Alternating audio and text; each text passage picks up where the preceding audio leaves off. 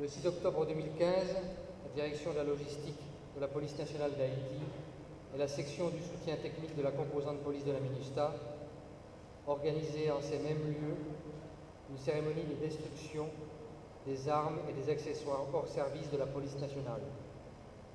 La dite cérémonie, qui devait consacrer la destruction de 660 armes hors service, de 91 armes saisies et un peu plus de 13 000 cartouches expirées appartenant à l'Institut policière, ainsi que les armes saisies au cours d'opérations conjointes entre la PNH et la MINUSTA, n'avaient pas pu être complètement menées à son terme pour des impératifs logistiques et des démarches administratives. Aujourd'hui, le même objectif nous réunit en ce même lieu, avec la même volonté de présenter les résultats de notre engagement à combattre efficacement la prolifération des armes légères, en parachevant la destruction de ces armes obsolètes de la PNH, mais aussi toutes les armes saisies entre les mains des groupes criminels ou illégalement détenus par les citoyens. Aussi, dans une volonté d'étroite collaboration sur cette question, mais également dans la perspective du transfert de compétences à la police nationale d'Haïti, la police internationale apporte son soutien à ce service essentiel qu'est l'armurerie de la PNH. Dans le même ordre d'idées, nous avons mis en œuvre conjointement un plan d'action armement visant à procéder à l'inventaire exhaustif des dotations au sein de la PNH, mais aussi des lieux d'entreposage.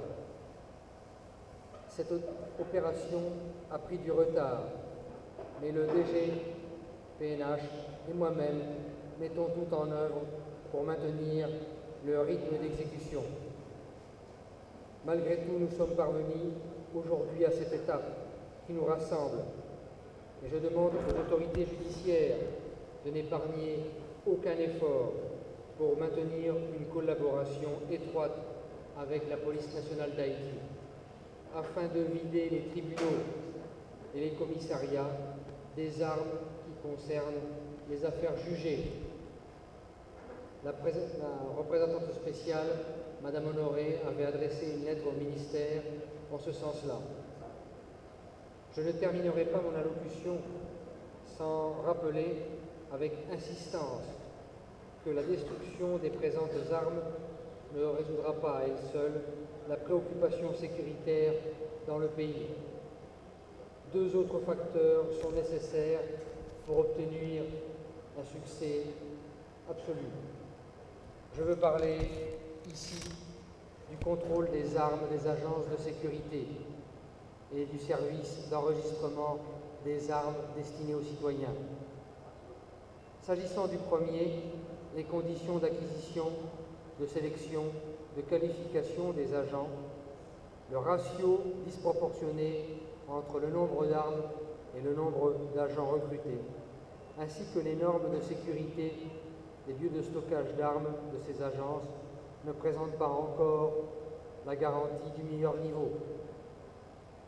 S'agissant du service d'enregistrement des armes civiles, les efforts doivent se concentrer sur la collaboration entre le service en charge et les autres intervenants, tels que les douanes, les services aux frontières, pour une gestion plus rigoureuse des armes. Cela va de l'achat jusqu'à la dernière formalité qui précède la mise à disposition aux propriétaires. Si les statistiques qui faisaient état d'environ 250 000 armes illégales en circulation en Haïti ont évolué, force est de constater néanmoins que beaucoup d'efforts ont été déployés en vue du contrôle de ces armes. Comme en témoignent les nouveaux mécanismes d'enregistrement et surtout les récentes saisies effectuées, dont la plus significative a eu lieu l'année dernière, et vous vous en souvenez, à Saint-Marc, dans le port de Saint-Marc. Ces armes détenues illégalement sont souvent destinées à commettre des crimes, rappelons-le. Et combattre la criminalité implique en grande partie la neutralisation de ces armes illégales. Nous sommes donc fiers et soulagés de pouvoir réduire par ces actes de destruction ce potentiel criminel de ceux-là qui aspirent à semer le deuil au sein de la communauté et troubler l'ordre public.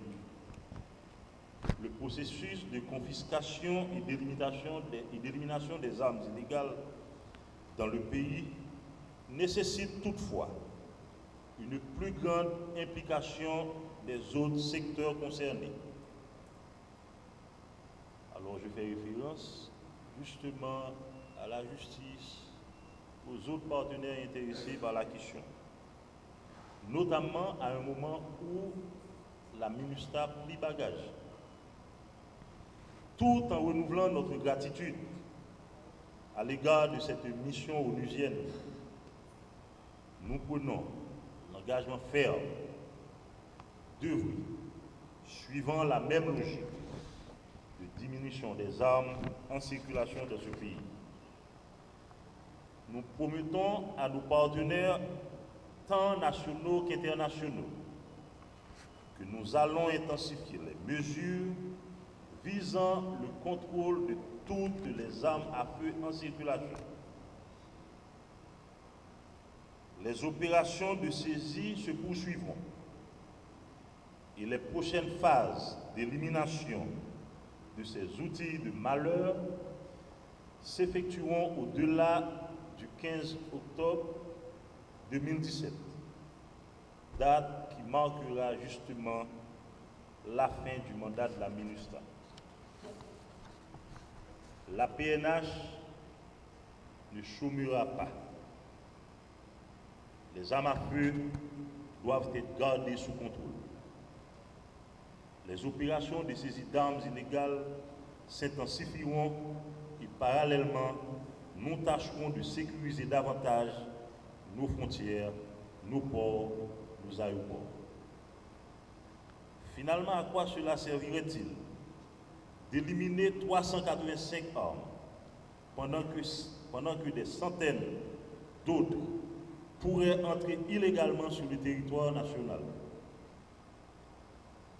Donc vous allez vite comprendre pourquoi cette équipe s'intéresse tant à la sécurisation de nos frontières.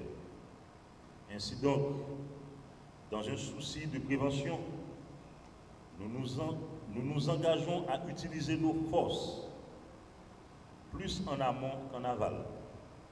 L'idéal pour nous serait que cette machine ne trouve plus d'armes à détruire parce qu'il n'y en aurait plus. Mais nous ne voulons pas rêver en couleur. Nous allons nous mettre au travail pour qu'elle en trouve davantage sur la base des saisies avec une fréquence beaucoup plus régulière. Et on se donnera rendez-vous ici. De toute façon, j'entends que cette cérémonie annonce le déclin du règne des armes illégales en Haïti. Nous saurons consolider les acquis en poursuivant cette bataille dans les bons comme dans les mauvais jours. À bon entendeur, salut. Mesdames et messieurs, merci de votre précieuse présence.